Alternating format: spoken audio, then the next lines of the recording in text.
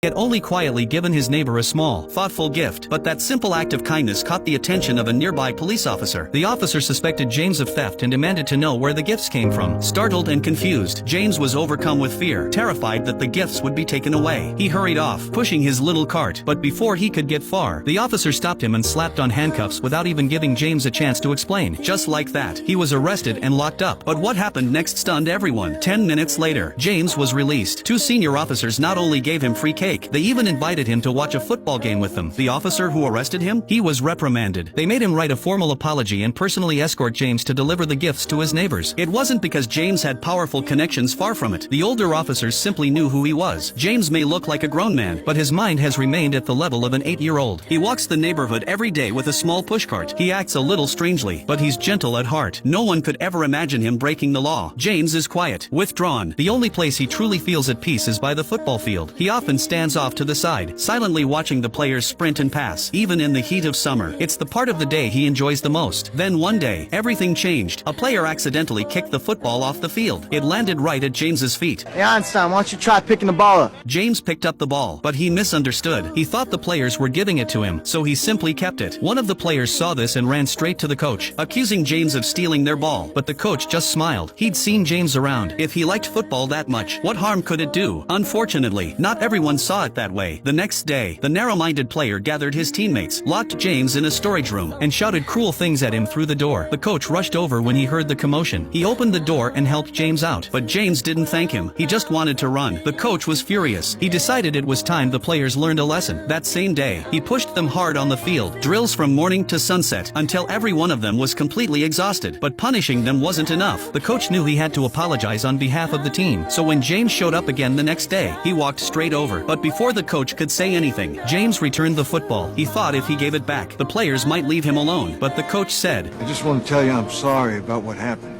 I thought you needed to hear that from someone. Still feeling responsible, the coach asked James to join the team as his assistant. James didn't answer right away, but that night, when the team played a home game against Baker High, he showed up quietly on the sidelines. His eyes were full of hope. The coach saw that look, so the next day, when James appeared again near the training field, he asked an assistant to bring him a bottle of water. But when the assistant got close, James instinctively backed away, so the assistant gently placed the water in James's cart, to show he meant no harm. When James finally drank it, the coach knew this was the right moment. He spoke kindly, once again inviting James to join the team, and this time, he didn't just use words, he took action. He welcomed James into the team's inner circle. James came along, though he still said nothing. He wouldn't even say his name. He just tinkered with an old radio in the office. The coach figured he just needed more time, so he didn't push. Instead, he treated him to burgers and soda, and even gave James a ride home. Before leaving, the coach handed him a radio he had treasured for years. Thanks to James's directions, the coach found his home and met his mother. When he asked if James could join the team as his assistant, her answer was a firm no. She was afraid her son would be bullied. But when she saw how happy James was holding that radio, when she saw the smile on his face, her heart softened. She gently asked him, "You a nice man?" "Yeah."